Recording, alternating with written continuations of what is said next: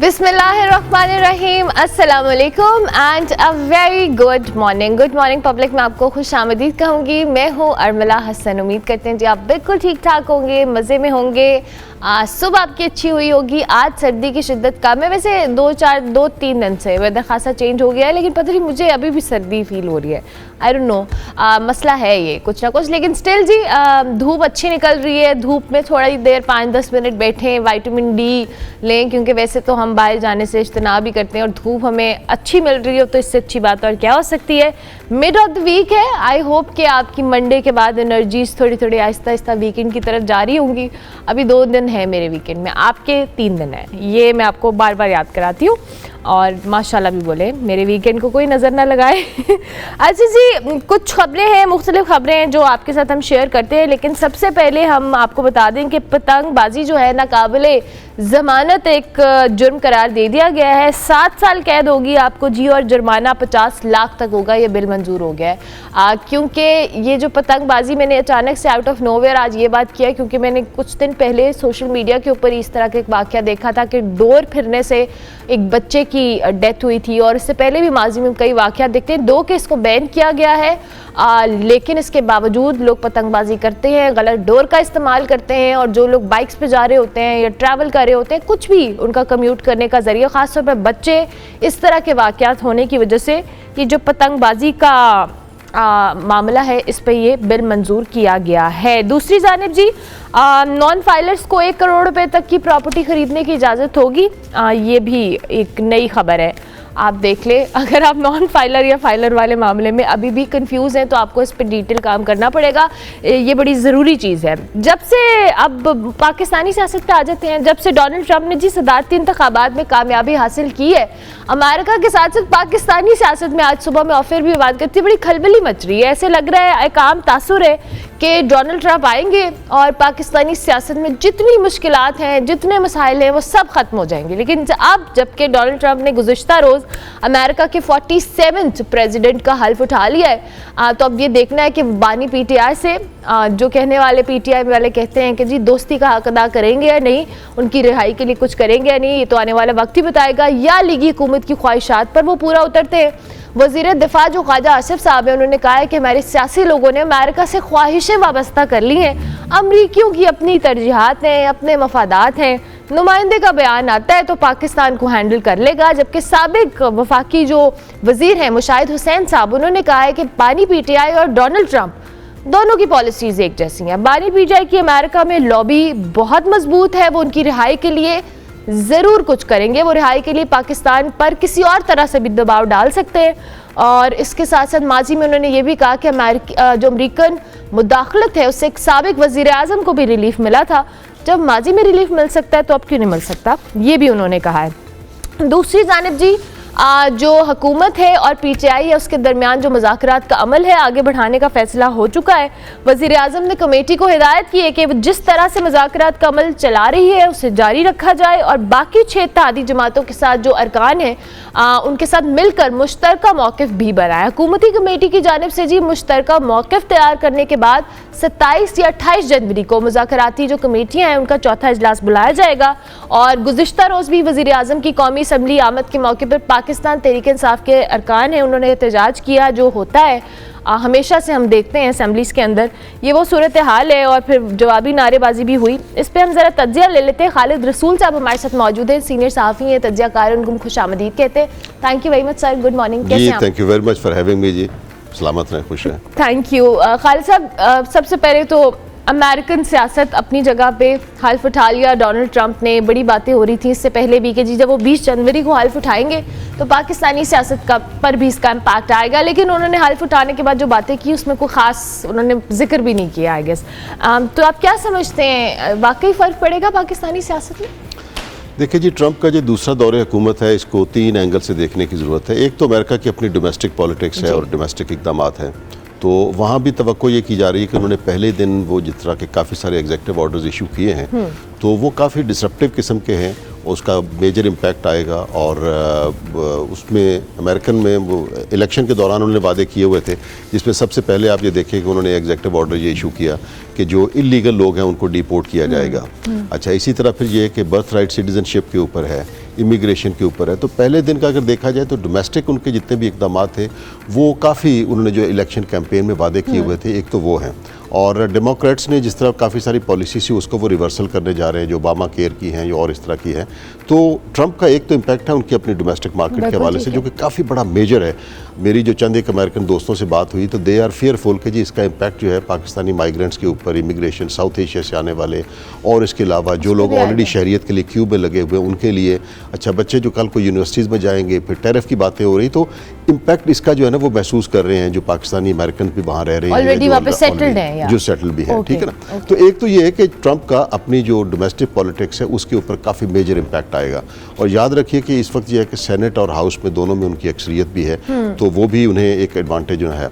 दूसरा इंटरनेशनली ये है कि उनका जो पहला दौरे हुकूमत भी था उसमें भी उन्होंने काफ़ी डिसरप्टिव इक़दाम दिए थे, और अभी भी जो पहले दिन उन्होंने किया है, फॉर एग्जांपल ये है कि उनका ये ख्याल है कि वो जो पेरिस अकॉर्ड जो क्लाइमेट चेंज के हवाले से उससे उन्होंने विड्रॉ जो है ना वो कर लिया। अच्छा, दूसरे इसी तरह फिर टैरिफ के हवाले से उन्होंने कनाडा के ऊपर, चाइना, यूरोप के ऊपर जो टैरिफ का है, तो जो ट्रेड वॉर हम एक ज़माने में सुनते थे वो दोबारा जो है ना वो इग्नाइट हो गई है। तीसरे नंबर पे उनका ये है कि ये अमेरिका को बिला वजह जो है ना जंगों में नहीं जाना चाहिए। तो एक्सपेक्टेड ये है कि प्रॉब्लम यूक्रेन की वॉर जो है वो भी जल्दी disruptively to the disadvantage of Ukraine जो है ना वो ख़त्म हो सकती है। अच्छा, इजराइल और जो हमास के दरमियान में जो है उसमें भी behind the scene Biden government और इनकी जो इनकमिंग गवर्नमेंट है उसका भी इन्फ्लुएंस है। तो इंटरनेशनल भी उसका काफ़ी जो है ना वो एक है। तीसरे अब आ जाएं पाकिस्तान के हवाले से। पाकिस्तान के हवाले से आपकी गुफ्तगू मैं सुन रहा था, उसमें बड़ी अच्छी आपने बात की। पाकिस्तान में जिस अंदाज में अमेरिका के ताल्लुकात और पीटीआई और बानी पीटीआई को जिस तरह प्ले अप किया जा रहा है उसमें पॉलिटिक्स ज़्यादा है, ऑप्टिक्स ज़्यादा है, उसमें आगे जाके कुछ मुमकिनात हो सकते हैं। अभी तो ये है कि कुछ वक्त लगना है कि ट्रंप इंतज़ामिया जो है उसने सेटल डाउन होना है, उनकी अपनी जो प्रायोरिटीज़ हैं वो करेंगे। रियासतों की अपनी अपनी प्रायोरिटीज़ हुआ करती हैं। देयर इज़ नो डाउट कि इमरान साहब जो हैं, इमरान खान साहब और ट्रंप की मुलाकात बड़ी अच्छी रही, उनके आपस में ताल्लुकात जो हैं वो खुशगवार रहे।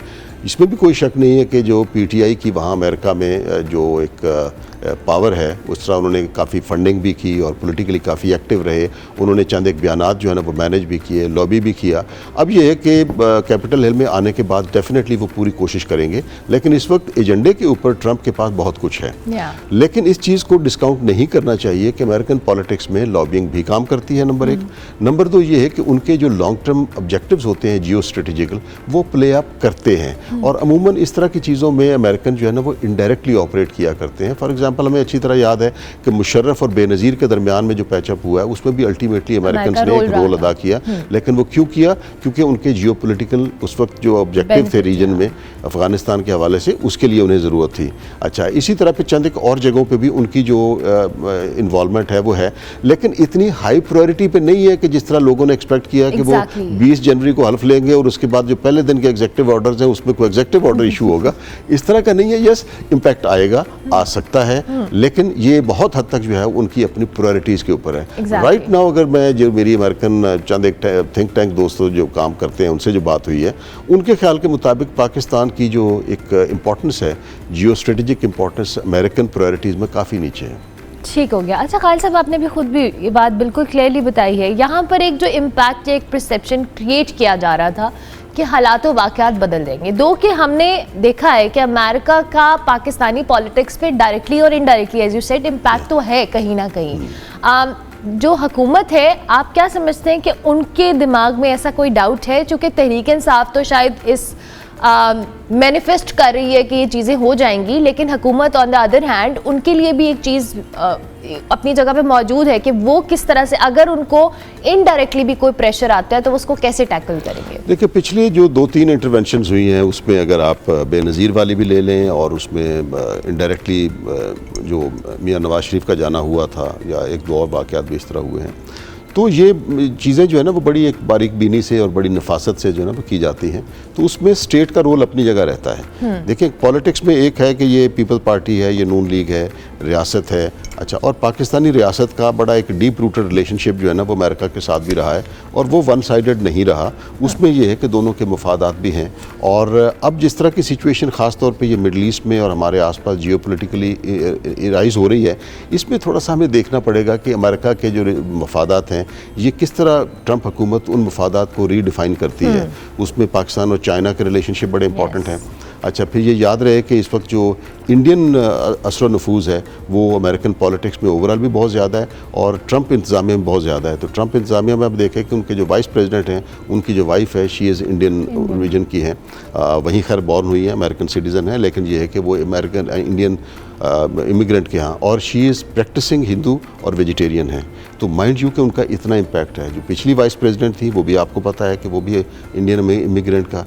फिर उसके बाद ये देखिए कि उसका जिस तरह ये इलॉन मस्क की बहुत बात की जाती है, इसी तरह विवेक जो है, विवेक मेरा ख्याल पूरा नाम मैं इस वक्त भूल रहा हूँ, अच्छा, वो भी उनकी उस कैबिनेट में शामिल है। तो इंडियन इन्फ्लुएंस बहुत ज़्यादा है। दूसरे नंबर पे अगर आप ट्रंप इंतज़ामिया के पिक उठा के देखें तो इसमें ज़्यादातर जो लोग हैं वो बड़े एक्सट्रीम राइट विंग वाले लोग हैं, हॉक्स जिन्हें हम कहते हैं, ये वो लोग हैं। और ये लोग अमूमन जो है वो पाकिस्तान की पोजीशन, पाकिस्तान की तरह थोड़ा सा डिफरेंट पोजीशन लेते रहे और इंडियन इन्फ्लुएंस को, और जो कंपोजिशन है जिसमें हॉक्स लोग शामिल हैं जो कि बहुत ही ज़्यादा प्रो इसराइली हैं, और जिसमें कुछ हद तक मैं कल एक एनालिसिस पढ़ रहा था कि ये काफ़ी जेनोफोबिक से भी इसमें लोग हैं। तो लिहाजा ये एक्सपेक्ट करना कि ये बहुत ज़्यादा स्मूथ नहीं। अभी आप देखें ना कि आने से पहले इलॉन मस्क ने जर्मनी और जो यूके है उसमें जो फार राइट की पार्टीज़ हैं ओपनली उसने कहा है कि जी उनके हक में जो है बात की है, इसी तरह और जगहों पे भी। तो लिहाजा they are different people, just wait. और आप ये देखिएगा चीज़ें जिस तरह अनफोल्ड होंगी, उनकी अपनी क्या जियो स्ट्रेटजिक इस खित्ते के बारे में एक अहमियत उभरती है, उसको देखना होगा। तो उसमें रियासत का एक सर्टन रोल होगा। ऐसा नहीं होगा कि वहाँ लॉबिंग हुई और वहाँ से उन्होंने फटाफट कर दिया, नहीं, ऐसा नहीं होगा। रियासत का जो रोल है, पाकिस्तान का जो जियो स्ट्रेटजिक रोल है, ये बड़ी कॉम्प्लेक्सिटी आएगी, क्योंकि इस वक्त इंडियन असर और रसूख बहुत ज़्यादा ट्रंप इंतज़ामिया में और वैसे भी ओवरऑल जो अमेरिका की पॉलिटिक्स में बहुत ज़्यादा है। इंडिया की अपनी जो स्ट्रेटेजिक पोजीशन है इकोनॉमिकली और जियोपॉलिटिकली वो बड़ी इंप्रूव हुई है। अच्छा, फिर ये है कि अमेरिका और चाइना के दरमियान में ट्रेड वॉर और बाकी जो मामलात हैं वो भी अभी अनफोल्ड होना है। लिहाजा मेरे ख्याल के मुताबिक उसमें अपना अमेरिका का डायरेक्टली इनडायरेक्टली इम्पैक्ट सिर्फ पॉलिटिक्स के हवाले से मुमकिन है, लेकिन ज़्यादा जियो स्ट्रेटजिक इशूज़ जो हैं वो भी डोमिनेट करेंगे। अच्छा खालिद साहब, अब पाकिस्तान के अंदर जो एक मुज़ाकरात वाला प्रोसेस था, हमने देखा कि 190 मिलियन पाउंड केस का फैसला आया। उसके बाद हमने मुख्तलिफ ट्विटर अकाउंट से उनकी चीज़ें, एक्स अकाउंट से बानी PTI की मुख्तलिफ चीज़ें भी देखी, जो स्टेटस लगे, और फिर उन्होंने हमूद रहमान कमीशन की बात की, फ़ौज पे तनकीद की, ये सारे मामले अपनी तरफ मौजूद हैं। अब जो मुज़ाकरात वाला एक प्रोसेस है उसमें जुडिशल कमीशन बनाने से जहां हुकूमत की तरफ से इनकार हुआ है, अब उससे मुज़ाकरात डेडलॉक का शिकार तो हुए थे। ज़ाहिर तरीक़न साहब के 2 मुतालबात हैं, लेकिन प्राइम मिनिस्टर ने कल कहा है कि मुज़ाकरात का जो प्रोसेस है वो उसी तरह से जारी रहेगा। आपको लगता है कि इन सारी चीज़ों का इम्पैक्ट मुज़ाकरात के प्रोसेस पर नहीं आया? मुज़ाकरात का अमल जिस अंदाज में बढ़ रहा है आगे और जिस तरह का उसको पोलिटिसाइज़ किया जा रहा है, उससे लग ये रहा है कि दोनों पार्टी जो है ना वो मुज़ाकरात की हद तक पब्लिक आई के लिए और पब्लिक पॉलिटिक्स के लिए इसको ज़्यादा इस्तेमाल कर रहे हैं, ऑप्टिक्स के लिए इस्तेमाल कर रहे हैं। उसमें संजीदगी ज़रा कम नज़र आती है, क्योंकि होता ये है कि पॉलिटिकली मुज़ाकरात जो है ना, there is no doubt about it कि जो मीडिया उसकी ब्रीफिंग चाहता है ये वो, लेकिन अगर संजीदगी हो मुज़ाकरात में तो 2 बातें बड़ी ज़रूरी हैं। पहली बात तो ये है कि इसको इतना ज़्यादा पब्लिक आई में नहीं आना चाहिए जितना ये है। सुबह 7 बजे से लेकर रात 12 बजे तक सारे चैनल्स लगे हुए हैं, यही डिस्कशन हो रहे हैं। इसमें इतना कुछ, जब जो चीज़ इतनी ज़्यादा पब्लिक स्क्रूटनी में आ जाती है और ख़ास तौर पर फिर सोशल मीडिया, यूथ, उसमें फिर वो फिर बड़ा मुश्किल हो जाता है पार्टीज़ की अपनी जो पोजीशन उसको सॉफ्टन अप करना। हुकूमती पार्टीज और तरीके सब दोनों का उनका भी है, और सोशल मीडिया जो दोनों की है, ख़ास तौर पे जो बानी PTI की तरफ भी है। लेकिन मुज़ाकरात की जो इसमें जो पब्लिक आई में जिस अंदाज में इसमें इसको खेल रहे हैं ना, ऑप्टिक्स की बुनियाद पे, पॉलिटिक्स की बुनियाद पे एक दूसरे को रगड़ना, इससे नज़र आता है कि नहीं, ये लोग सीरियस ही नहीं है। और फिर होता ये है कि कोई मामला जब इतना ज़्यादा आप पब्लिक आई में ले आते हो, स्क्रूटनी में ले आते हो, तो उसमें जो आपकी स्टेटेड पोजीशंस होती हैं आपको गिव एंड टेक करना होता है मुज़ाकरात में ना। कुछ पोजीशन आपको आखिर पे कंक्लूड करने के लिए थोड़ा सा, तो उसमें आप अपने लिए जगह नहीं छोड़ती, क्योंकि लोगों की एक्सपेक्टेशन आप इतनी बढ़ा देते हो जाती है। दूसरा ऐसे मुज़ाकरात में ये होता है कि नॉर्मली इस तरह के मुज़ाकरात में कुछ बैक ट्रैक भी चीज़ें चल रही होती हैं। अच्छा, बैक ट्रैक जो चीज़ें होती हैं उसमें ज़रा खामोशी चाहिए होती है। अब यहाँ हालत ये है कि वो बाई चांस मीटिंग जो चीफ़ के साथ हो गई है, उस शाम यूँ लगा कि वॉल्केनो फट गया, एग्जैक्टली कुछ पता नहीं क्या हो गया और उसमें इतना कुछ हो गया। तो लिहाजा उसमें अनफॉर्चुनेटली मुझे नज़र ये आ रहा है कि जो सियासी तकसीम और डिवीज़न और एक दूसरे से मुनाफरत है वो बहुत ज़्यादा एक्सट्रीम पे है।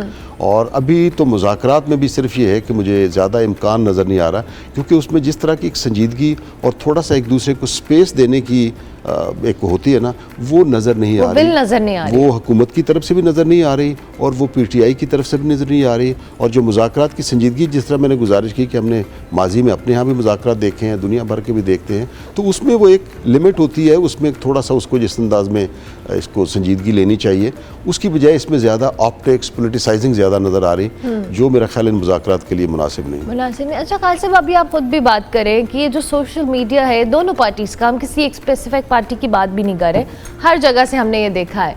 अब बानी PTI इस वक्त जेल के अंदर है, तहरीक इंसाफ की जो लीडरशिप है जो बाहर इस वक्त मौजूद है, उनके हालात व वाक़यात भी हम सबके सामने, एक कोई बयान देता है दूसरे उससे डिनाई कर देता है, फिर तीसरा तस्दीक कर देता है।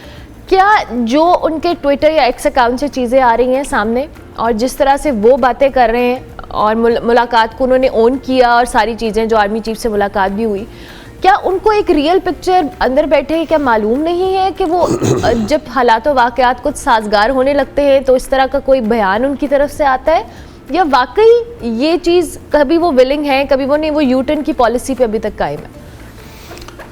देखिए, इसमें एक दो अहम चीज़ें हैं। पहली बात तो ये है कि सोशल मीडिया जो है ना, जिस अंदाज में भी इस वक्त एक्टिव है, एक तरह थोड़ा सा मिसाल ले लीजिए कि जब ये मुशर्रफ हुकूमत आई थी और उस वक्त नवाज़ शरीफ साहब और इनके सारे साथी जो है ना वो जेल में डाल दिए गए थे, तो अगर उस पीरियड को जहन में ले आए मेरा, क्योंकि उस वक्त कुछ लोगों से ताल्लुक़ भी था, तो मुझे अंदाज़ा भी है कि वो पॉलिटिकल सीन के ऊपर ऐसी सरासीमगी और खामोशी सी छा गई थी।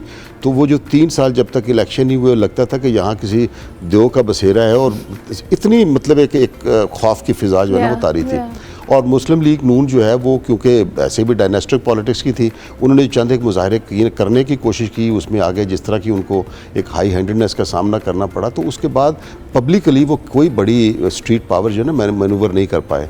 अब आ जाए कि PTI, बानी PTI जब से हुकूमत में है, आप ये देखिए कि ये एक बड़ा वाज़ेह फ़र्क है कि उन्होंने स्ट्रीट पावर को बार बार जो है ना वो मैनूवर भी किया है, वो लेके भी लोगों को बाहर आए हैं। अच्छा, इस्लामाबाद के ऊपर भी उन्होंने 2-3 दफ़ा जो है ना अपनी स्ट्रीट पावर को शो किया है। सबसे ज़्यादा आप ये देखिए कि तमाम तर कोशिशों के बावजूद पिछले साल 8 फरवरी के इलेक्शन में उन्होंने अपनी जो स्ट्रेंथ है वो शो कर दी है।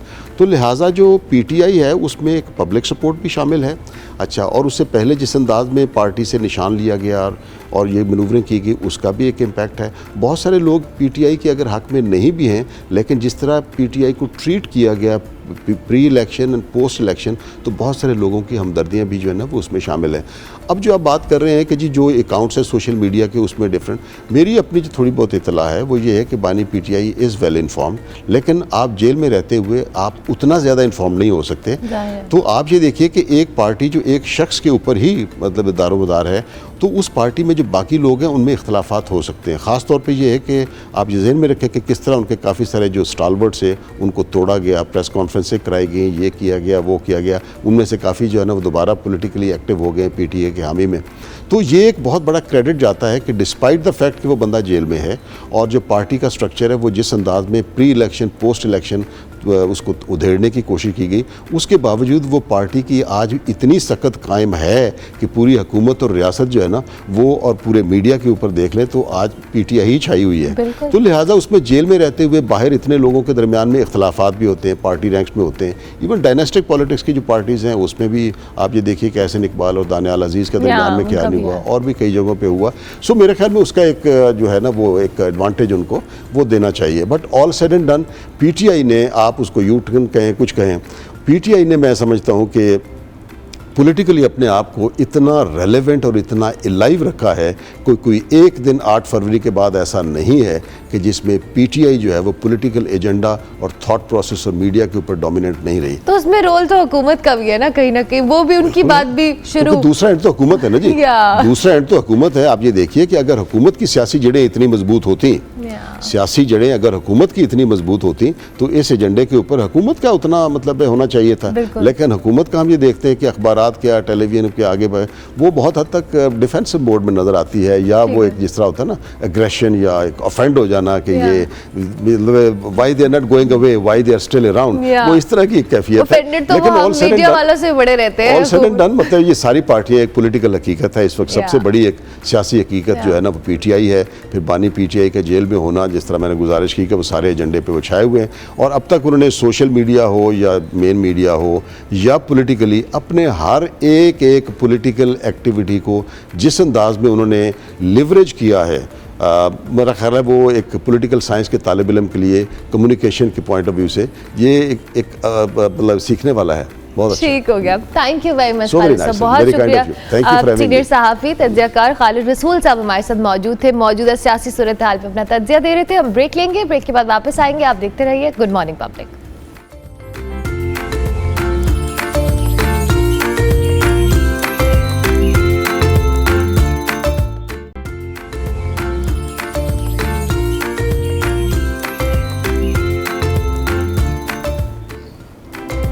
Welcome back to good morning public. जी ब्रेक के बाद वापस आ गए। अब हम कुछ ऐसे टॉपिक के हवाले से बात करते हैं। जब भी हम पाकिस्तान से बैरून मुल्क जाने वाले लोगों की बात करते हैं तो हर साल हमें तादाद कुछ ज़्यादा नज़र आती है, लेकिन साल 2024 में जी मुल्क से बाहर जाने वाले पाकिस्तानियों की जो तादाद है उसमें नुमाया कमी भी आई है। सरकारी अदादोशुमार के मुताबिक भी साल 2024 में साल 2023 की निस्बत जो मुल्क छोड़कर बैरून मुल्क सेटल होने या रोज़गार की तलाश में जाने वाले जो अफराद हैं इनमें नुमाया कमी हुई है।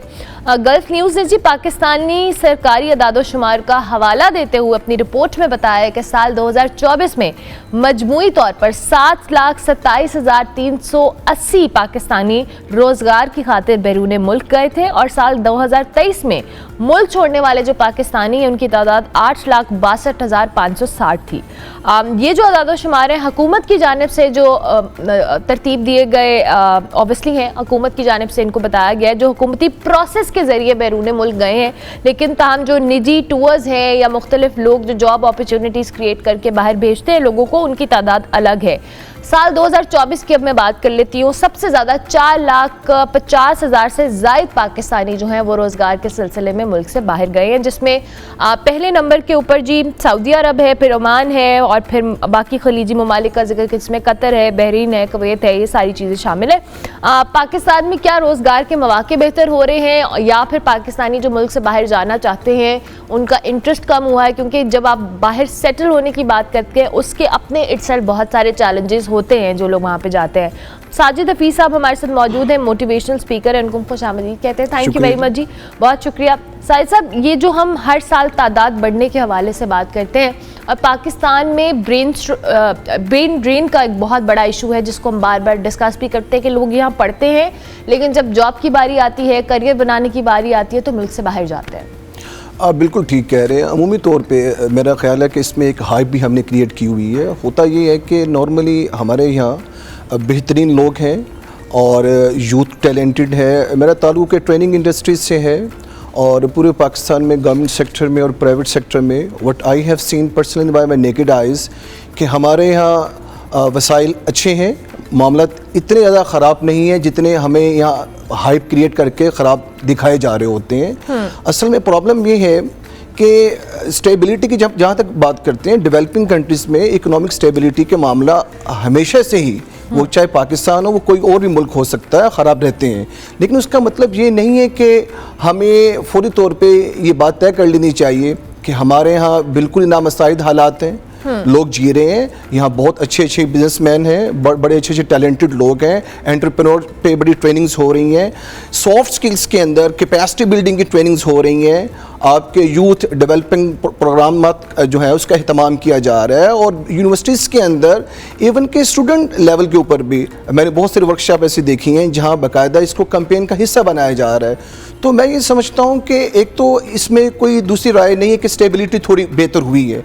मुझे इस बात पे एतराज़ रहता है कि गवर्नमेंट जब तब्दील होती है तो हमेशा जब अपोजिशन में हम जाते हैं, वो ताल्लुक किसी भी पार्टी से हो, हम ये क्यों ये माहौल बनाने की कोशिश करते हैं कि मुल्क के हालात बहुत ख़राब हो गए हैं, हमें फौरी तौर पे यहाँ से लोगों को बाहर चले जाना चाहिए। तो ये हालात बिगड़ते भी रहते हैं, संवरते भी रहते हैं। अगर आप ये समझते हैं कि आपके अंदर टैलेंट है तो डेफिनेटली आप आगे आते हैं। आपके पास जॉब की सूरत में भी बहुत सारे मौके मौजूद हैं, बिजनेस की सूरत में भी मौके मौजूद हैं। मैं इसकी अपनी मिसाल दे सकता हूँ कि मेरी पूरी फैमिली सेटल्ड है बाहर, बट मैं पाकिस्तान में मौजूद हूँ, बड़ा खुश हूँ, बड़े बेहतरीन अंदाज में काम कर रहा हूँ और मेरा ख्याल है कि अल्लाह ताला बड़े बेहतरीन अंदाज में मुझसे काम ले रहे हैं। तो मैं ये समझता हूँ कि कोई इतनी फ्रस्ट्रेशन होनी नहीं चाहिए, स्टेबिलिटी आ रही है, लिविंग स्टैंडर्ड्स इंप्रूव हो रहे हैं। सर माजिद साहब, मैं आपको इंटरप्ट कर रही हूँ, लेकिन आप एक उस तबके की भी बात कर रहे हैं जो शायद पास आउट हो चुके हैं यूनिवर्सिटी से। हमारे यहाँ जो इशू मुझे फील होता है, हम भी बहुत सारे लोगों का इंटरव्यू करते हैं, यहाँ पे बात करते हैं, यहाँ पे अपॉर्चुनिटीज़ उस तरह से जो करियर बच्चे ऑप्ट करते हैं या जो करियर काउंसलिंग का कॉन्सेप्ट है या स्किल बेस्ड जो एजुकेशन है, वो कहीं ना कहीं हमारे सिस्टम में लैक करती है। ठीक है। और उस वजह से भी बच्चों को अपॉर्चुनिटीज़ मिलने में उनको चैलेंजेस रहते हैं और फिर उनकी ख्वाहिश होती है हम बाहर जाएं, वहाँ पे इस फील्ड के अंदर या फलानी फील्ड के अंदर ये अपॉर्चुनिटीज़ मौजूद है। और सेकेंडली मेरे सवाल का दूसरा हिस्सा एक वो तबका भी है जो शायद इतना पढ़ा लिखा नहीं है, वो भी बेहतर ज़िंदगी की ख्वाहिश रखता है। शायद आप और मैं तो कहीं ना कहीं बेहतर लाइफ गुजार रहे हैं अल्हम्दुलिल्लाह, लेकिन बहुत सारे ऐसे लोग हैं जो बेहतर से बेहतर की तलाश में हैं। देखिए, इसमें दो बातें।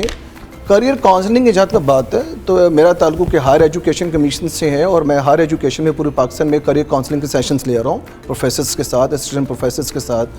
ये बात दुरुस्त है कि हमारे यहाँ बाकायदा तौर पे वो सेशंस उस अंदाज में ऑर्गेनाइज नहीं हो रहे हमारे तलीमी इदारों में जो होने चाहिए थे। लेकिन देखिए, ये वक्त के साथ साथ तब्दीली आ रही है, लोगों को इस पे लोग मतवज्जो हो रहे हैं, करियर पे प्लानिंग डिस्कस की जा रही हैं, स्टूडेंट अपनी चीज़ें अच्छे अंदाज में पेश कर रहे हैं। तो मैं ये समझता हूँ कि डेफिनेटली ये वो मामलात हैं कि जहाँ हम में से हर कोई परेशानी का शिकार रहा है, लेकिन वक्त के साथ साथ इसमें तब्दीली आ रही है। बड़ी प्रोडक्टिव अप्रोच के साथ गवर्नमेंट इस पे काम कर रही है।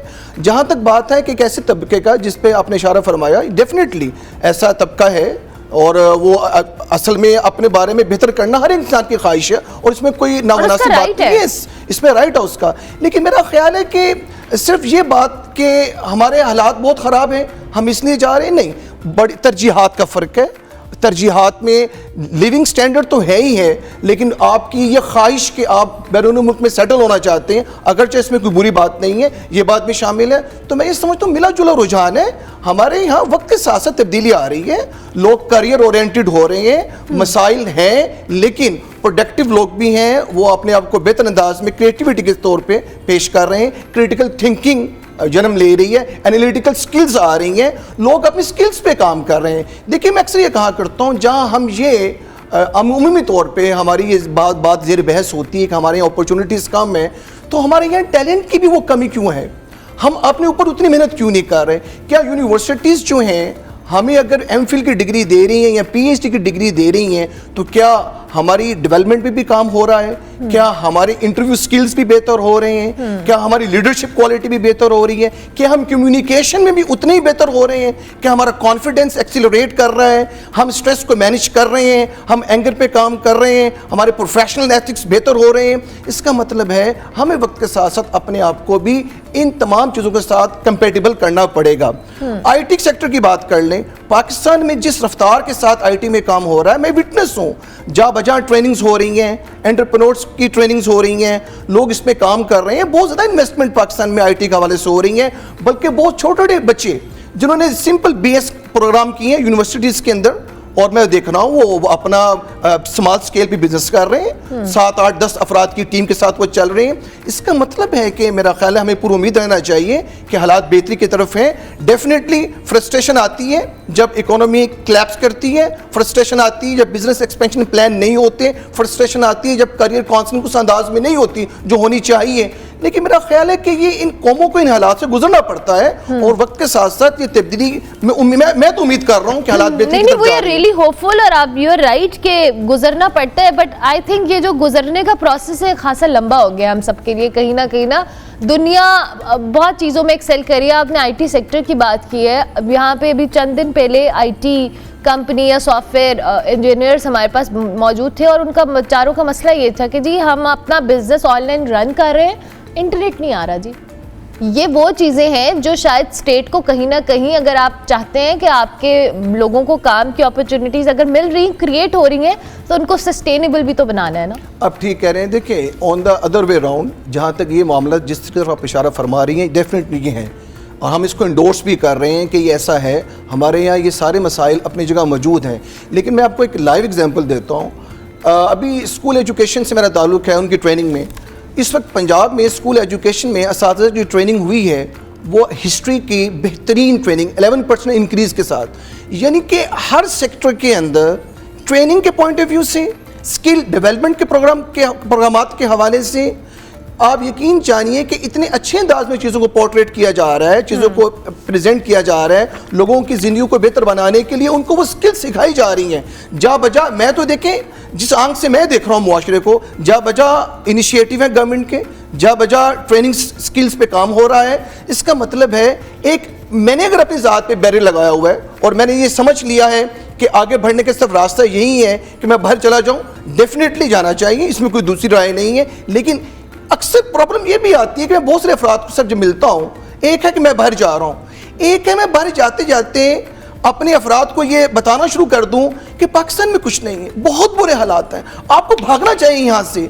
ये बात इतनी तकलीफ दे है कि मुझे इस बात पे बड़ा दुख होता है कि आप बाहर जाने का हक महफूज रखते हैं, आपको जाना चाहिए, लेकिन इस तरह कई प्रोजेक्ट को हाईलाइट करना कि पाकिस्तान में हालात बदतरीन सतह तक पहुँच गए हैं, मेरा ख्याल है कि अक़वाम की ज़िंदगी में तब्दीलियाँ आती हैं, हालात बेहतरी की तरफ जाते हैं, हमें मुस्बत सोच के साथ आगे बढ़ना चाहिए। और मुझे तो उम्मीद है कि इंशाअल्लाह आइंदा आने वाले वक्त के अंदर हालात मजीद बेहतरी की तरफ जाएंगे इंशाअल्लाह। We hope the same. Thank you very much Sajid, बहुत शुक्रिया। हम ब्रेक लेंगे, ब्रेक के बाद वापस आएंगे। आप देखते रहिए गुड मॉर्निंग पब्लिक।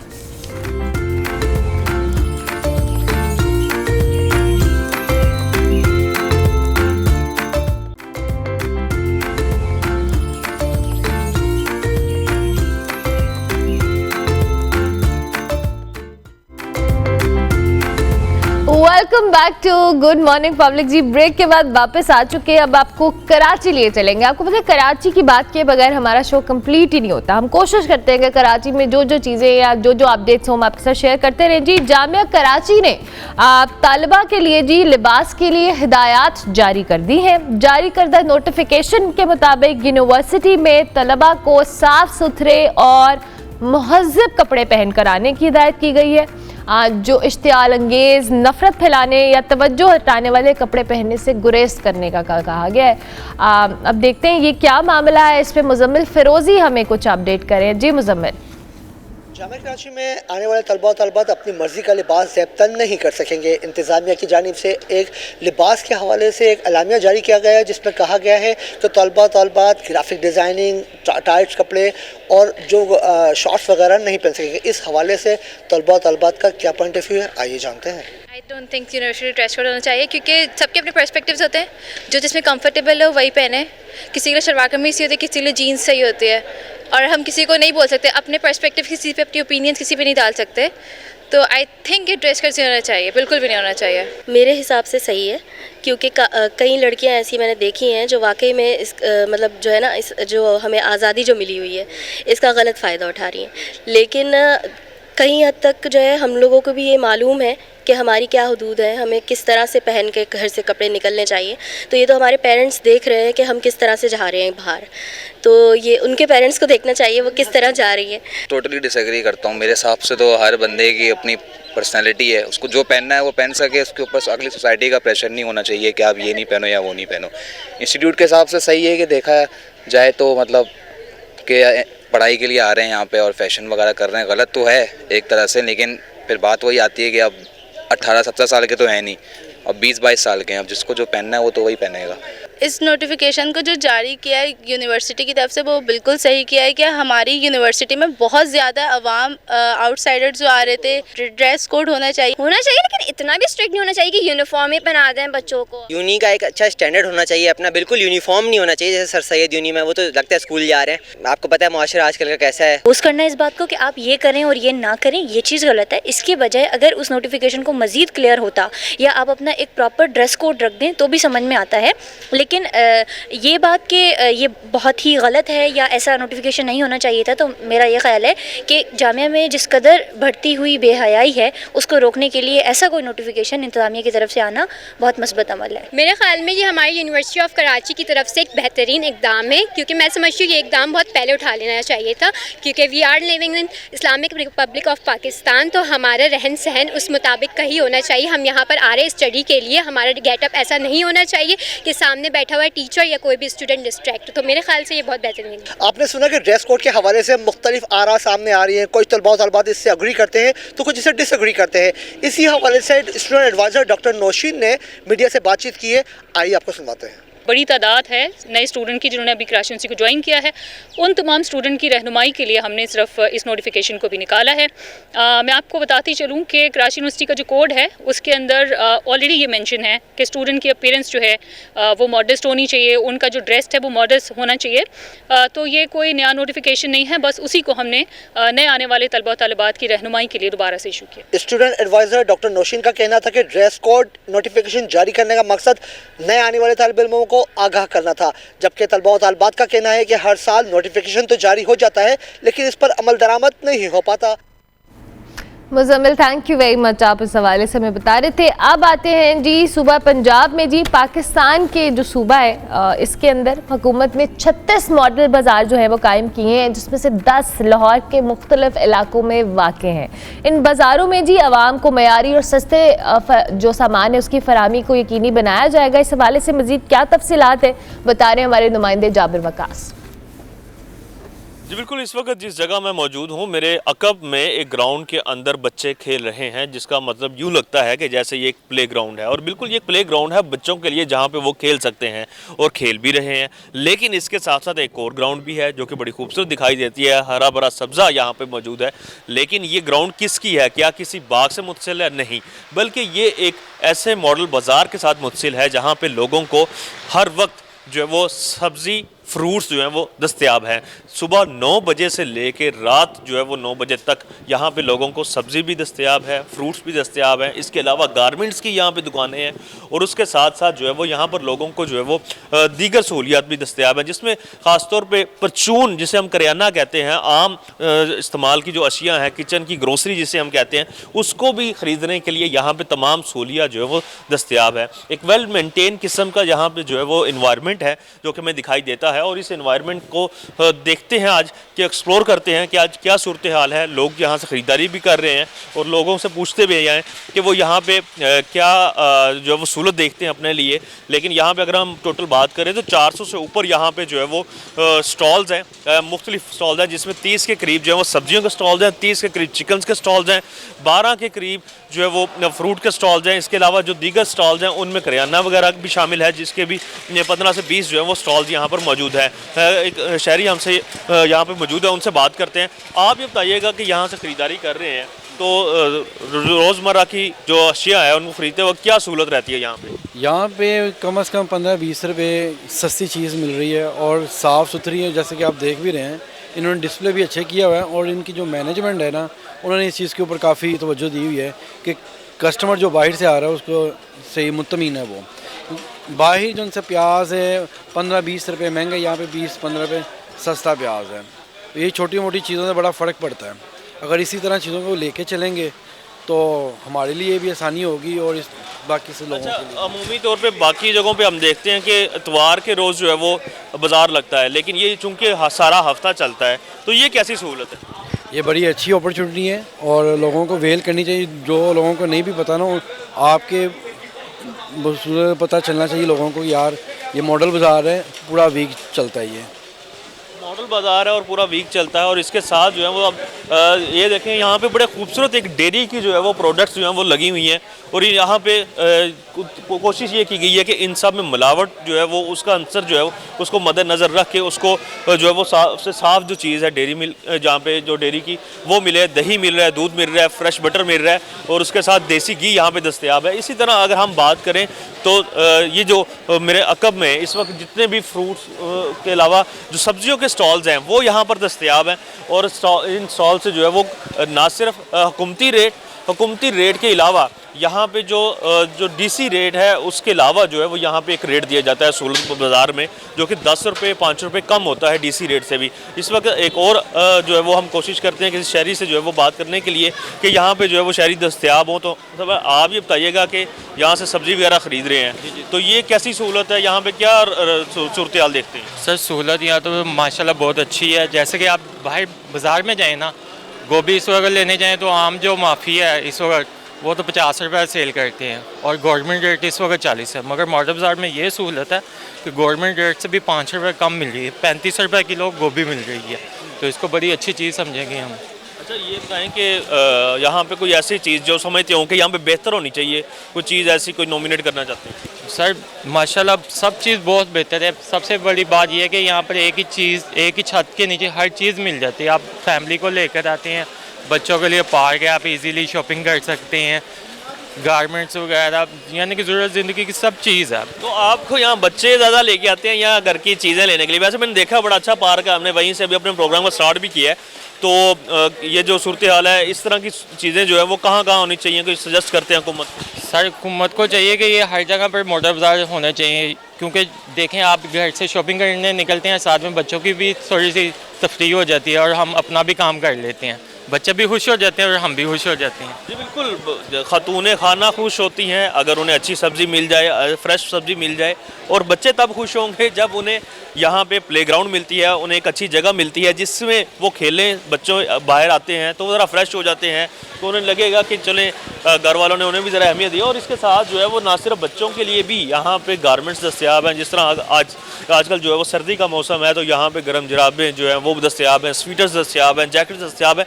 तो ये वो सेक्शन है गारमेंट्स का जहाँ पे जो है वो बच्चे अपनी चीज़ें, मुख्तलिफ चीज़ें ले सकते हैं। इसके अलावा यहाँ पे ख़वातीन के लिए ख़ास तौर पे कपड़ों की दुकानों के अलावा जो मुख्तलिफ उनकी वो चीज़ें हैं जो कि उन्होंने अपने ज़ेब राइश के लिए इस्तेमाल करनी होती हैं, जिसमें लेसेस हैं, बटन्स हैं और दीगर और इस तरह की जो एसेसरीज़ हैं जो कि उनकी कपड़ों के लिए जो है वो दस्तयाब होती हैं, तो वो यहाँ पर मौजूद हैं और बड़ी सहूलत दी गई है इस सहूलत मरकज़ में।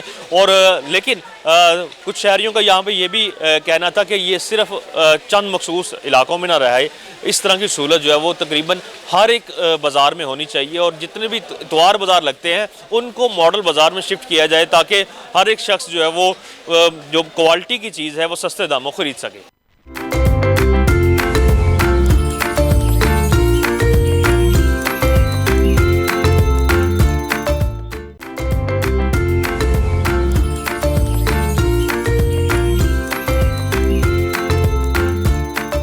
जेने लाहौर नहीं वेख्या और जमिया ही नहीं, ये टैगलाइन हमें पता है और हम बहुत सारे ऐसे लोगों को अपने शो पे बुलाते हैं जो लाहौर की खूबसूरती को, इसके कल्चर को उजागर करने में बड़ा इंपॉर्टेंट रोल प्ले कर रहे होते हैं। और आपने ये जो वीडियो देखी है, ये यूरोपीय यूनियन का जो डेलीगेशन था उसको होस्ट करने वाले सैयद कश्फ अहमद हमारे साथ मौजूद हैं, जो कि शाह ऑफ लाहौर भी कहलाते हैं। इन्होंने लाहौर के जो कल्चर है, इसकी सकाफत है, इसको उजागर करने में बड़ा इंपॉर्टेंट रोल प्ले किया है और जो कह लें ना बड़े एंथुजियास्टिक किस्म के ये लाहौरी भी हैं और उसको एडवोकेट भी करते हैं सारी चीज़ों को अपने काम के ज़रिए। जी इन्होंने बहुत ज़बरदस्त एक प्रॉपर के लिए इमेज बिल्डिंग की है इस सारे सिस्टम की, इस सारे लाहौर की, इसके कल्चर की, इसकी सकाफत की।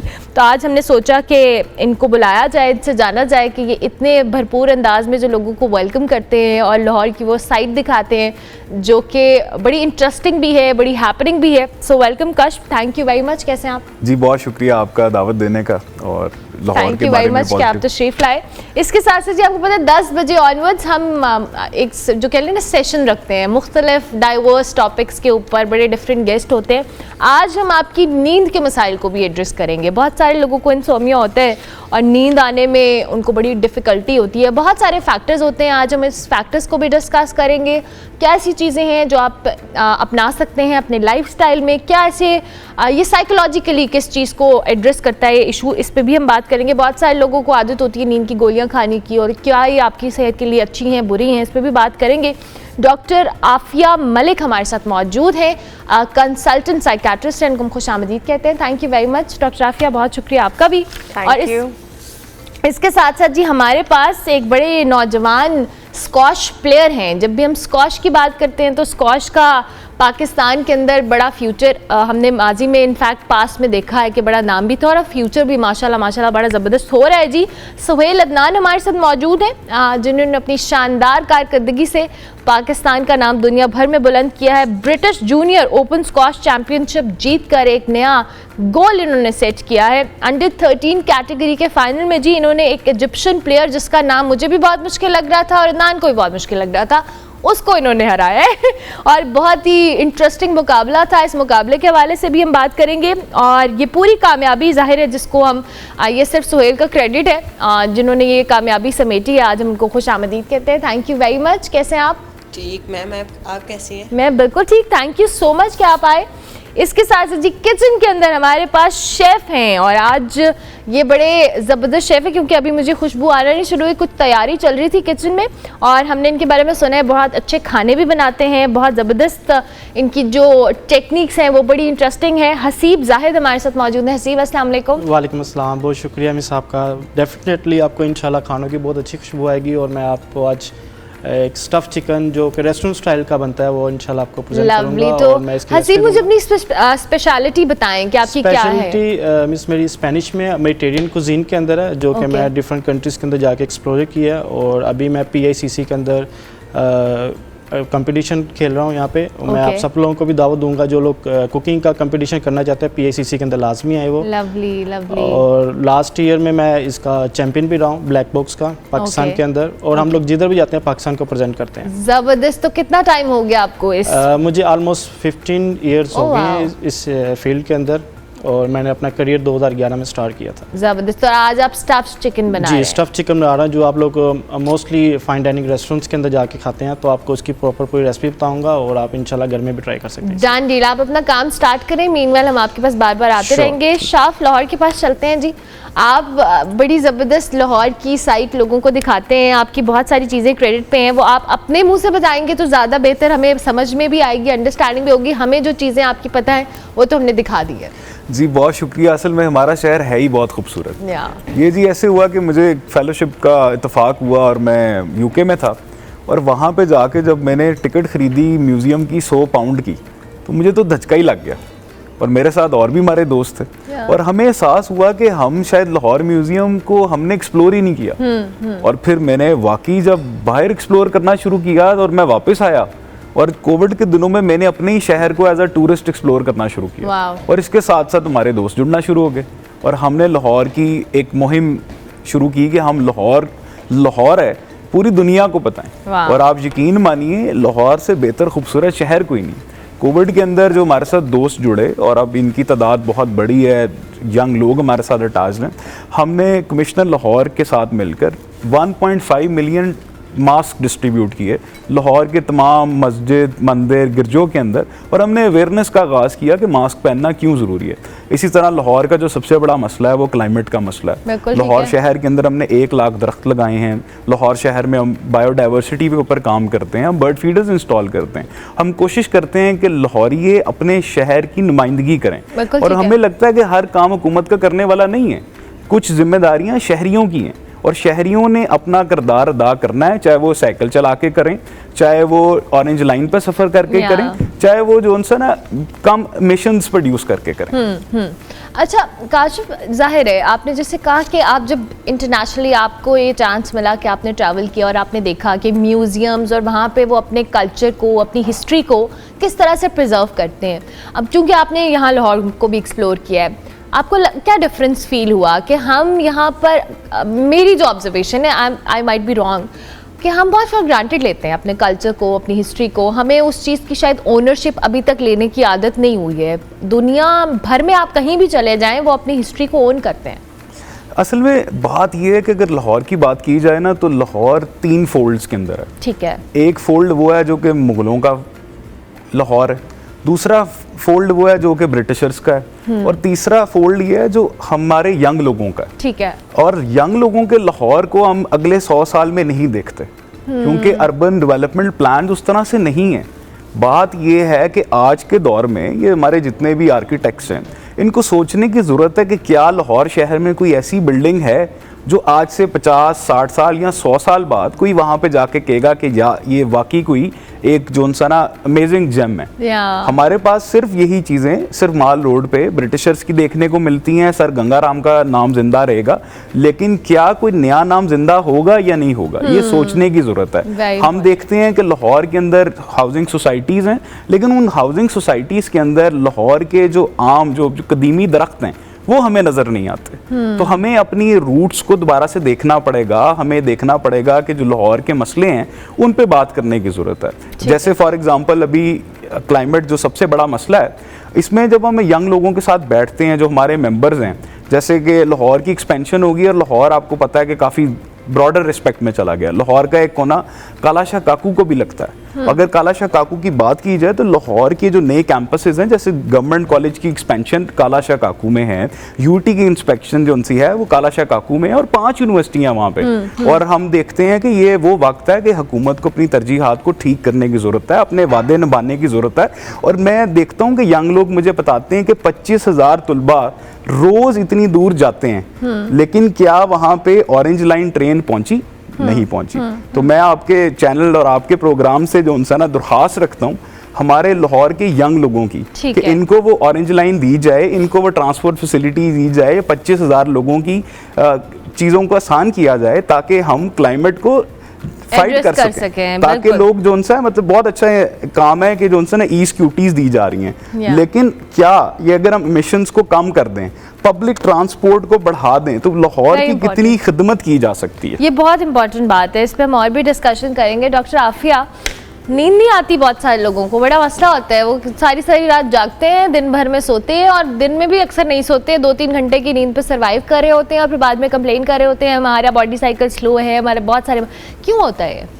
अच्छा, नींद का मसला जो है ना, ये एक इतनी जर्नलाइज्ड टर्म है कि, और मुझे खुशी है कि आपने इस टॉपिक को पकड़ा और उस पर बात करना चाहिए, कि आपके ज़रिए मैं लोगों को बताना चाहती हूँ नींद का मसला इट्स वेरी जर्नलाइज्ड। एक पहली बात तो क्या है कि किसी को स्ट्रेस हो जाती है, कोई परेशानी होती है, एग्ज़ाम्स आ जाते हैं, नींद ख़त्म हो जाती है। बिल्कुल ऐसा ही है। किसी की फ्रेंड से लड़ाई हो जाती है, नींद ख़त्म हो जाती है। ठीक है, किसी को अम्मी से डांट पड़ जाती है, नींद ख़त्म हो जाती है। ठीक है, ये तो वो चीज़ें हैं जो आप रोज़मर्रा के रूटीन में डील कर रहे होते हैं। बिल्कुल ठीक है। लेकिन इसके बाद क्या होता है, 1 दिन गुजरा, 2 दिन गुजरा, चीज़ें बेहतर हो गई, नींद वापस आ गई। पहले तो ये डिफरेंशिएट करना है कि दिस इज़ वेरी सिचुएशनल, ये कोई मसला नहीं है। बिल्कुल ठीक है। अगर ऐसा हो रहा है कि सिचुएशन स्ट्रेस की आई, आपने स्ट्रेस को हैंडल कर लिया, आपकी नींद बेहतर हो गई, तो वो बीमारी नहीं है। ठीक है। उसके अलावा नींद का ना आना जो कि कॉन्टिन्यूस है, आप 24 आवर्स के अंदर एक एवरेज इंसान को जिसको एक हेल्दी जो नींद है वो 6 to 7 आवर्स की है। ठीक है, अब क्या होता है, ये वैसे ये रेंज है, एक बूढ़े लोगों में जो है वो और कम हो जाती है और बच्चों के अंदर इससे ज़्यादा होती है। लेकिन अगर आपको लगता है कि आप 24 आवर्स में 2 to 4 आवर्स सो रहे हैं और ये कॉन्टिन्यूस पैटर्न है, इसका मतलब है कि आपको इसको एवेलुएट करने की ज़रूरत है। बिल्कुल ठीक है। और नींद का ना आना सिर्फ और सिर्फ इटसेल्फ एक सिम्टम है। उसको ये देखना बहुत ज़रूरी है कि उसके पीछे क्या प्रॉब्लम चल रही है। बिल्कुल ठीक है। जैसे मैं आपको एग्जांपल देके बता सकती हूँ, डिप्रेशन होता है किसी को, उसकी सबसे पहले नींद चली जाती है। बिल्कुल ठीक है। आपको एंग्जाइटी की बीमारी है, उसमें सबसे पहले नींद चली जाती है। कोई भी मेजर साइकियाट्रिक प्रॉब्लम है, जैसे बाइपोलर डिसऑर्डर है, उसका एक कंपोनेंट है मेनिया। अगर वो होता है तो उसका अर्ली वार्निंग साइन है, मतलब सबसे पहले जो चीज़ आती है उसमें नींद चली जाती है। तो हमें क्या करना है कि हमें सिर्फ और सिर्फ नींद को नहीं देखना, हमें उसके पीछे उसकी कॉज को देखना है कि नींद अगर नहीं आ रही तो क्यों नहीं आ रही। अगर ये चीज़ प्रोलॉन्ग हो रही है then that's an issue, right? अच्छा, प्रोलॉन्ग एक और सूरत में हो सकती है, अगर आपकी हैबिट्स बहुत बुरी हैं, जो कि हमारी यूथ्स में बहुत बुरी है, अनफॉर्चुनेटली हैबिट्स बहुत बुरी हैं। ये वाली बिल्कुल। अब क्या हो सकता है कि अगर आप अपनी हैबिट्स ठीक नहीं करेंगे तो वो आपकी नींद की बीमारी जो है आप उसमें चले जाएंगे। ठीक है। क्या होता है कि हम आधी रात तक बैठ के क्या करते हैं, रील्स देखते हैं, हम इंस्टाग्राम देखते हैं, हम प्रोग्राम्स देखते हैं। अब क्या होता है कि आप अपने ब्रेन को ये स्टिमुलस दे रहे हैं कि जब उसका सोने का टाइम है उसको उस वक्त जागना है, एक्टिव रहना है। अब मेरे पास पेशेंट्स आते हैं, वो आके कहते हैं, डॉक्टर साहिबा मैं रात को 1 बजे तक मोबाइल पे देखती रही हूँ, नींद ही नहीं आ रही थी, फिर मैं क्या करती। अगर आपका दिमाग नहीं सो रहा तो आप उसे क्यों जगा रही हैं? आप ऐसा कोई काम करें जो रिलैक्सेशन वाला हो। आप कोई किताब पढ़ लें, कोई काम टेक्निक कर लें, कोई ट्रस्ट योगा में किताब पढ़ेंगे फौरन नींद आएगी आपको। अगर आपने सिलेबस हाँ। की पढ़ ली तो फिर तो सवाल ही नहीं पैदा होता नींद अगर आए। तो स्टूडेंट है तो वो अपना करिकुलम खोल ले और अगर कोई और है तो आप कोई और बुक पढ़ लें। हाँ। इसके अलावा बहुत सारी टेक्निक्स हैं। आप अक्सर कहते हैं कि आप रात को गर्म दूध पी के सोया करें, सो उसके अंदर कुछ ऐसे केमिकल्स होते हैं जो कि आपकी नींद को इंड्यूस कर सकते हैं। ठीक है, ठीक है, ठीक है। उसके अलावा आप रात को 4 घंटे पहले, सोने से 4 घंटे पहले कोई एग्रेसिव एक्टिविटी ना करें।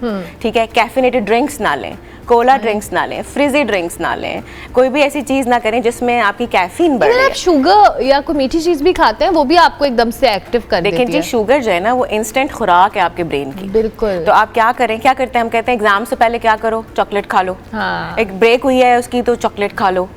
ठीक है। वो इसलिए कहते हैं कि आपके ब्रेन को इंस्टेंट एनर्जी मिले और वो एक्टिव हो जाए। तो आप रात को अगर इस तरह के काम कर रहे हैं तो कैसे ब्रेन सोएगा? वेरी इंपॉर्टेंट, ठीक हो गया। अच्छा जी, अब हमारे पास इस वक्त मौजूद हैं एक स्क्वॉश प्लेयर जिन्होंने बड़ा ज़बरदस्त कारनामा सरअंजाम दिया है, और आप हमें ज़रा बताएं सुहेल अदनान, ये आप इतनी छोटी एज में इतना बड़ा टाइटल आपने अपने नाम किया, हाउ डज इट फील? सबसे पहले तो मैं अल्लाह ताला का शुक्रगुजार हूँ कि उन्होंने मुझे टाइटल से नवाजा, और काफ़ी टफ मैच थे। मैं यूके गया और मेरा ना जिस दिन वीज़ा आया उस दिन ही मैंने जाना था, उस दिन ही मैच थे। ओह अच्छा, इतना नेक टू नेक था आपका? जी। ओके। हमारे वीज़े 17 तारीख को लगे हुए थे और 28 तारीख को मिले, उसी दिन ही मेरा मैच था। हमारे साथ 13 प्लेयर गए थे मेरे साथ। ओके। और 2 कोच और 1 प्लेयर, वो 11 प्लेयर। उसमें से सारों के वाकवर हो गए, 10 प्लेयर के वाकवर, सिर्फ मेरा मैच बचा था। ओह अच्छा, तो आपने खेला, कंपटीशन कैसा था? कंपटीशन पहले मैं स्कॉटिश जूनियर खेला स्कॉटलैंड में। उधर मैं सारों को 5 मैच थे, उधर मैं सारों को 3-0 जीता। फिर वहाँ से मैं बर्मिंघम गया, वहाँ से मैं बर्मिंघम काफ़ी टफ टूर्नामेंट था, 64 का ड्रॉ था, 64 प्लेयर थे। उसमें से मैं 4th सीड था। मैं टोटल इजिप्ट के थे, उसके अंदर US के थे, मलेशिया था, इंग्लैंड था, पूरी कंट्री थी, पूरी दुनिया थी उसमें। ठीक है। उसमें से ना मैं सारों को सेमीफाइनल, मेरा क्वार्टर फाइनल इजिप्ट के प्लेयर से था और सेमीफाइनल मेरा 2nd सीट इजिप्ट का ही था। उसको मैं 3-0 जीता। फाइनल मेरा इजिप्ट का प्लेयर था, उसको मैं फर्स्ट गेम जीता, फिर मैं उसको 2-1 डाउन था। वहाँ से मैं फिर 2-2 किया और फिर लास्ट गेम थी, मैं ब्लीडिंग होने लगी थी, मैंने रेफरी रेस्ट लिया, उसने नहीं दिया। फिर मैंने कहा पाकिस्तान का सवाल है, मैं जीत के आया। फिर क्या बात है, पाकिस्तान का सवाल है और जीत के आए। We are so proud of you Suhail. अच्छा मुझे ये बताएं कि आपकी फैमिली में कोई और स्क्वॉश खेलता है? जी, ये हमारी फैमिली गेम है। फैमिली गेम है जी। पहले दादा बू, फिर पापा, फिर चाचू, सारे अच्छे लेवल पे खेले। जबरदस्त। तो आपको भी उनको देख देख के शौक हुआ? जी, अभी मेरा छोटे भाई भी तैयार हो रहा है, एक बहन भी तैयार हो रही है। क्या बात है, पूरी फैमिली स्क्वॉश खेलती है। अरे वेरी इंटरेस्टिंग। तो मुझे बताएं ट्रेनिंग कहाँ पे करते हैं, कितना टाइम ट्रेनिंग करते हैं? मेरी असल में बेसिकली मैं भावलपुर से हूँ। अच्छा ठीक है। और मैं लाहौर में रहता हूँ कि ट्रेनिंग, क्यों भावलपुर में प्लेयर नहीं है, उधर कॉम्पिटिशन फैसिलिटीज नहीं है उस तरह से। ठीक है। तो मैं लाहौर में ट्रेनिंग करता हूँ, लाहौर में एजुकेशन और लाहौर में सब कुछ। मैं रहता भी लाहौर में, लाहौर में रहते हैं। ओके। तो यहाँ पर आप कहाँ पे ट्रेनिंग करते हैं? पंजाब स्क्वॉश कॉम्प्लेक्स में। अच्छा, और यहाँ पे फैसिलिटीज अच्छी हैं? जी। आपके कोच कैसे हैं? मैं कोच मेरे काशी भट्ट साहब वो ट्रेनिंग कराते हैं, और जो मुझे मैनेजर शराज सलीम साहब, उन्होंने काफ़ी सपोर्ट की। उन्होंने एक वक्त था कि मैं स्क्वाश, उन्होंने सारा कुछ किया कि आपकी सारे वो रैकी शूज़ वो सारे करते थे, वो कहते खेलो आप बस। ज़बरदस्त, वेरी गुड वेरी गुड। अच्छा जी, किचन में कुछ बन रहा है, क्या बन रहा है जी? तो हम आज बना रहे हैं स्टफ़ चिकन। इसकी ऑलरेडी मैंने प्रेप की है। इसके अंदर हमने स्पिनिच को ब्लांच किया है, ब्लांच करके उसके अंदर हमने इसे सोते किया है गार्लिक के साथ, ऑयल के साथ, और इसके अंदर थोड़ी चीज़ ऐड किया। तो चिकन की पॉकेट बना के उसके अंदर मैंने इसे स्टफ़ कर दिया बिल्कुल रॉ। ठीक है। तो इसके बाद इसके ऊपर हमने मैरिनेशन की है सॉल्ट, पेपर की, मस्टर्ड की और हल्का सा ऑयल की। तो इसके बाद हम लोग पैन के ऊपर ग्रिल करेंगे इसे। अच्छा, ये आप स्टफ़ चिकन में आए, लेकिन आपने इस पे कोई कोटिंग नॉर्मली जो हम रेस्टोरेंट में होते हैं उसमें कोई ब्रेड क्रम्स और उस तरह जी, वो फ्राइड होता है, ये ग्रिलिंग वाला। अच्छा, ये ग्रिल्ड है। Okay, very good. ये तो हेल्दी भी होगा, ग्रिल्ड चीज़ है। जी बिल्कुल। और आप इसको सॉटे करेंगे, not deep fry, right? Okay, perfect. चलें जी, ये तो साथ साथ बन जाए, अब आना शुरू होगी सही खुशबू हमें ना खाने की। अच्छा जी, मुझे कश्फ ये बताएं, जाहिर है आपने जैसे ख़ुद भी बात की कि हमारे यहाँ बहुत सारी ऐसे इश्यूज़ हैं लाहौर के जो एडजस्ट होने वाले हैं, लेकिन एक बहुत ही खूबसूरत साइड है लाहौर की, या हम इस सारे उसकी बात करें इलाके की, क्या चीज़ें हैं जब आप टूरिस्ट आते हैं या मुख्तलिफ डेलीगेशंस का हमने जिक्र भी किया, अभी यूरोपियन यूनियन का था और आप पहले भी बता रहे थे कि बहुत सारे डेलीगेशंस आते हैं, आप उनको विजिट कराते हैं, क्या रिस्पांस होता है, क्या रिएक्शन होता है उनका? पहला सबसे पहले जी कि लाहौर पूरे मुल्क को चला सकता है।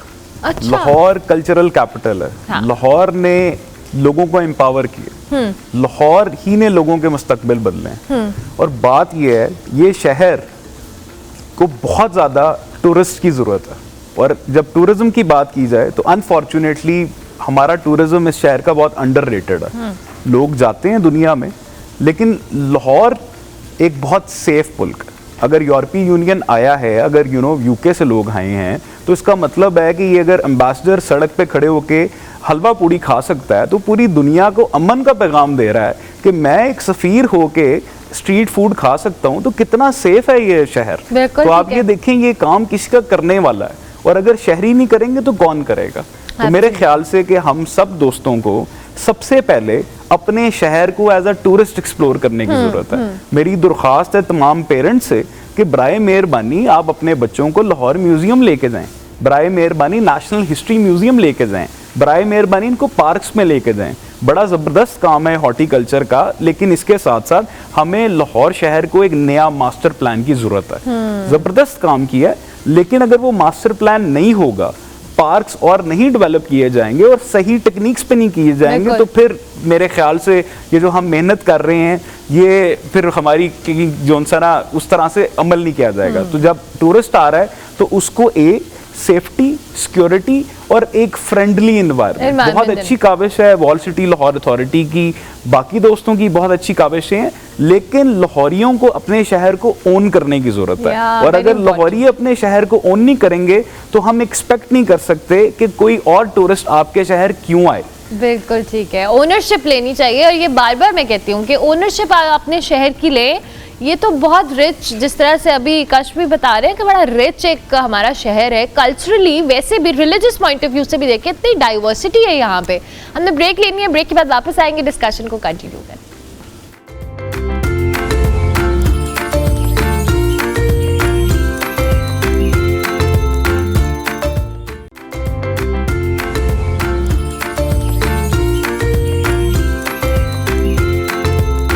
जी जनाब, ये आप देख रहे हैं साइड, हम कितनी एक्साइटिंग साइड है लाहौर की और कितनी ज़बरदस्त तरीके से इसको पोर्ट्रे किया जा रहा है। ज़रा हमें इस वीडियो का बैकग्राउंड तो बताएं। असल में बात यह है कि ये इकबाल का शहर है और ये शहर अदब है, लेकिन थोड़ी नाराज़गी भी है।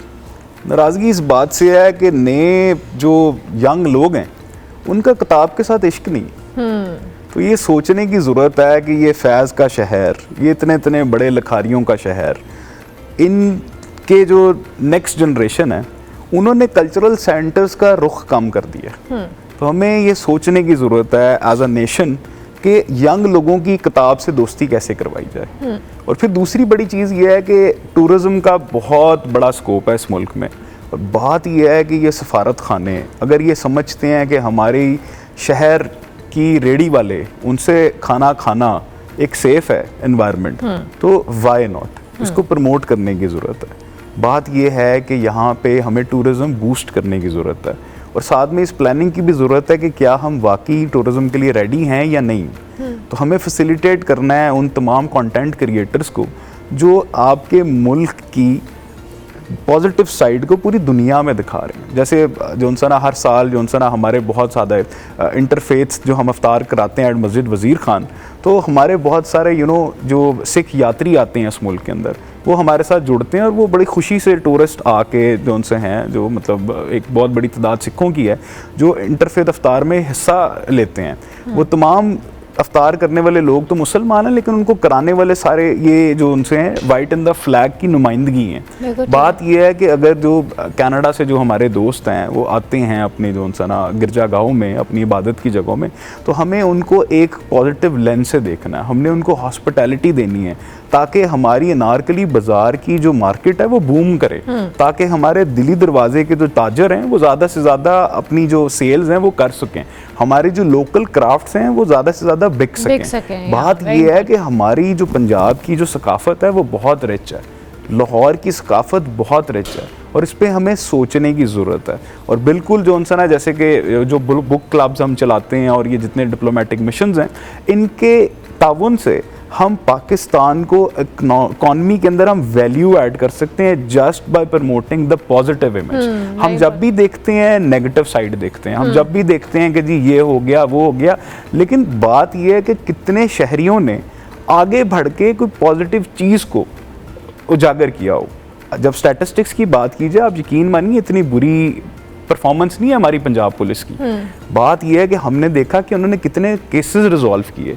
हमने देखा कि अच्छा लाहौर के अंदर अगर ट्रैफिक जाम हुई तो कितने मिनटों में ट्रैफिक बहाल कर दी गई। तो इस जब मैं देखता हूँ शहर के अंदर जब ये जो कहीं किन इलाकों में जब पानी खड़ा होता है तो मैं उन इलाकों में देखता हूँ कि वो ट्रैफिक वार्डन लोगों की मदद करता है। तो बात ये उसको कोई नहीं दिखाता, उसको दिखाने की जरूरत है और अप्रिशिएट करने की जरूरत है। दोनों साइड्स हैं, जाहिर तस्वीर के दोनों रुख हैं, दोनों पहलू हैं, इट शुड बी शोन। अच्छा जी डॉक्टर आफिया, अब आप हमें ये बताएं कि ये सारे मसले तो आपने हमें बताया कि जी ये आपकी रूटीन, आपकी लाइफस्टाइल, आपके इश्यूज जो आपको एड्रेस करने की ज़रूरत है।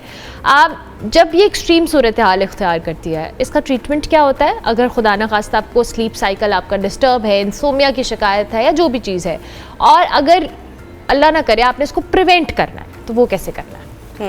सबसे पहले तो हम बात कर लेते हैं कि अगर आपको वाकई ही में इंसोमिया का प्रॉब्लम है और आपने इसको एवेलुएट भी करवा लिया है, ये बड़ा इंपॉर्टेंट है, आपने एवेलुएट किससे करवाया है? सिम्टम्स भी आपको बताने हैं। आपने ये देखना है कि आप किसी स्पेशलाइज्ड बंदे के पास जा रहे हैं या आप एक हकीम को जाके ये कह रहे हैं मुझे तो नींद नहीं आती भाई, वो आपको एक ठीक है, या आप किसी बाबे को जाके कह रहे हैं वो आपको फूके मार रहा है और उसके बाद आप कह रहे हैं, वो कह रहा है जी नींद ठीक हो जाएगी जाओ घर।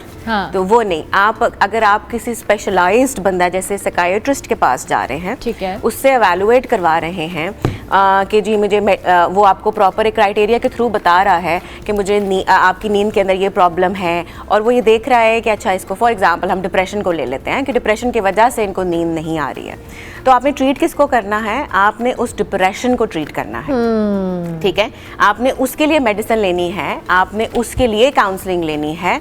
तो फिर इन टर्न क्या होगा कि जो अलामात आपको मेजर डिजीज़ की वजह से आ रहे हैं वो खुद से बेहतर हो जाएंगे। ठीक है। एक और काम जो हमारी आवाम करती है और दिस इज़ वेरी कॉमन, और उस पर मुझे बहुत दुख भी है कि हम जाते हैं फार्मेसी, उसके बाद हम वहाँ पर जो भी खड़ा है, हमें नहीं पता वहाँ कौन खड़ा है कौन नहीं खड़ा, और हम जाके उसे कहते हैं जी नींद नहीं आ रही 2 दिन से या 3 दिन से, तो हमें गोली दे दें, ठीक है। और अफसोस इस बात का है कि वो गोली बगैर किसी प्रेस्क्रिप्शन के, बगैर किसी चीज़ के मिल भी जाती है। अच्छा, अब वो आपने गोली ले ली, आपको स्ट्रेस था, कोई और मसला था, साइकियाट्री की कोई मेजर बीमारी थी, कुछ भी था, आपने वो गोली खाई, आपको बहुत ज़्यादा रिलैक्सेशन फील हुई और आप 2 से 3 घंटे के लिए आप सो भी गए, आपका नींद का मसला भी हल हो गया और भी सुपरफिशियली कुछ और साइकियाट्री के मसाइल भी हल हो गए वक्ती तौर पे। उसके बाद आपने उसको अपनी आदत बना लिया, फिर आप दोबारा गए, हफ्ते बाद गए, 2 हफ्ते बाद गए, और आपने वहाँ से, और उसके बाद आप इस हद तक पहुँच गए कि आप उस नींद की गोली के बगैर सो नहीं पा रहे। और फिर क्या हो रहा है कि आप वो जो नींद की एक गोली लेने गए थे वो आपका नशा बन गया है, आपकी आदत बन गई है, और फिर बात यहाँ पे ख़त्म नहीं होती, फिर एक गोली जो है वो आपके लिए काफ़ी नहीं है, फिर आप 2 पे चले गए, फिर आप 3 पे चले गए, और फिर आप बंडल्स पे चले गए। फिर उसके बाद नेक्स्ट स्टेप क्या है कि आपने अपनी स्ट्रेस को ट्रीट करने के लिए पत्ते खाना शुरू कर दिए उन गोलियों के।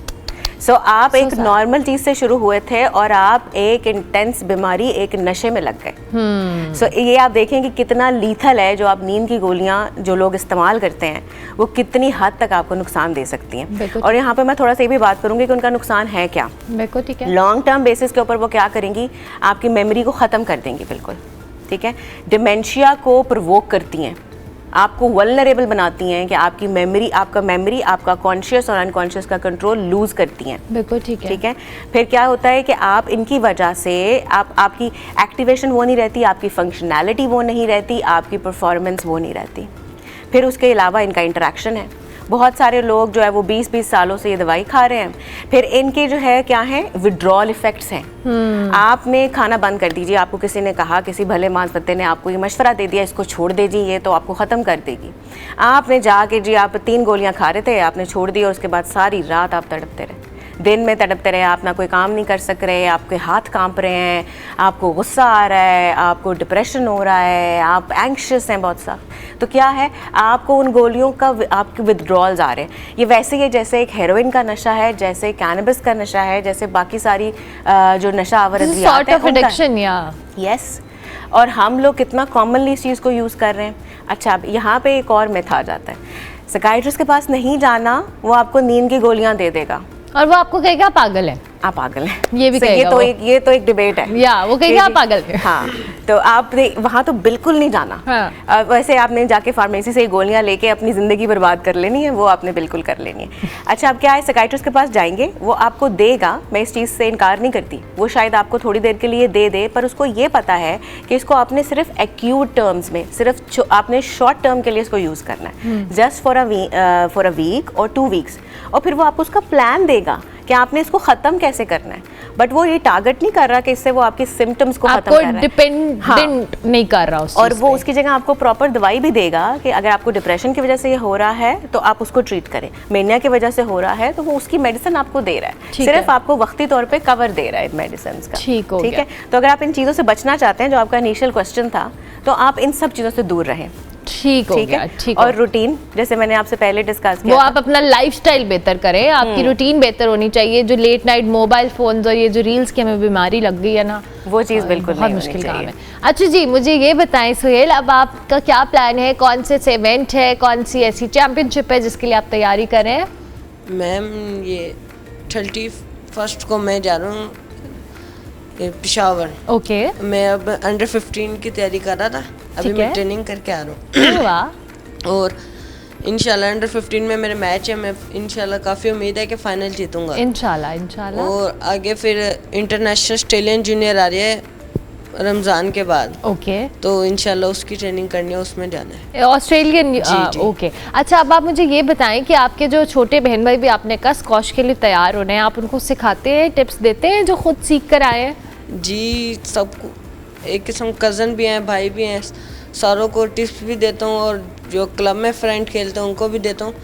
पर मैम, ये सब कुछ होती है हुकूमत की सपोर्ट। अगर आपकी सपोर्ट होगी पीछे तो आप अच्छा खेलोगे, और सपोर्ट नहीं होगी तो नहीं खेल सकते। क्यों?